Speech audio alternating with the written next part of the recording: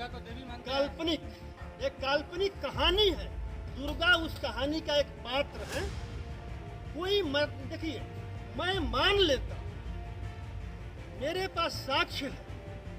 अगर दुर्गा जी या हमारे देश में मनुवादियों के अनुसार 33 करोड़ देवी और देवता हैं, लेकिन जब भारत गुलाम हुआ, जब ब्रिटिश गवर्नमेंट भारत में आया और भारत को गुलाम बनाने का काम किया, सूर को संहार कर दिया, तो मुट्ठी भर ब्रिटिश गवर्नमेंट जब भारत को गुलाम बनाया, तो उस समय माँ दुर्गा ने क्या कर रही थी? 10 हाथ का औजार कहाँ था? और इस समय तो और औजार का आविष्कार हो चुका था।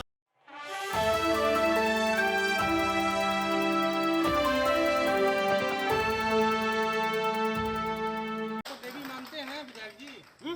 दुर्गा को देवी मानते हैं। एक काल्पनिक कहानी है। दुर्गा उस कहानी का एक पात्र है। कोई देखिए, मैं मान लेता, मेरे पास साक्ष्य है।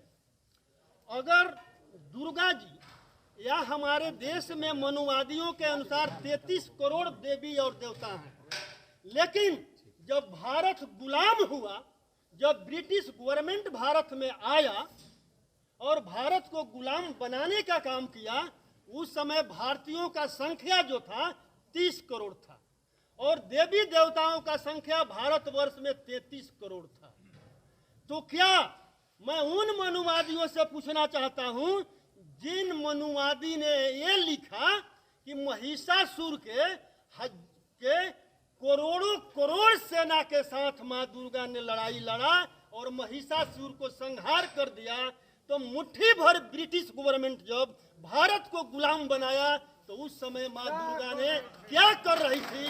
10 हाथ का औजार कहाँ था? और इस समय तो और औजार का आविष्कार हो चुका था। तो माँ दुर्गा ने ब्रिटिश गवर्नमेंट को संहार करने का काम क्यों नहीं किया? पूजा होना चाहिए कि नहीं? देवी दुर्गा का जो पंडाल वंडाल बनता है दशहरा में, ये सब होना चाहिए कि नहीं? ये नाजायज खर्च है। आप बताइए, अगर माँ दुर्गा इसी में लिखा हुआ है, देखिए माँ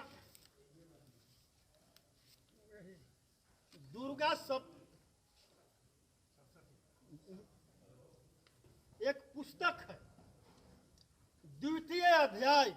इसमें देखिए, माँ दुर्गा जब कदम रखी तो तीनों लोक हिलने लगा।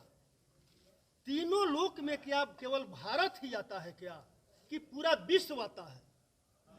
अगर दुर्गा देवी होती और इनका अवतार हुआ रहता, तो केवल भारत में ही क्यों, विश्व में क्यों नहीं? हो सकता है आपकी बातें तथ्य सही हो, लेकिन किसी को हिंदू, मैं कहता हूं कि हिंदू, हम कौन सा हिंदू है?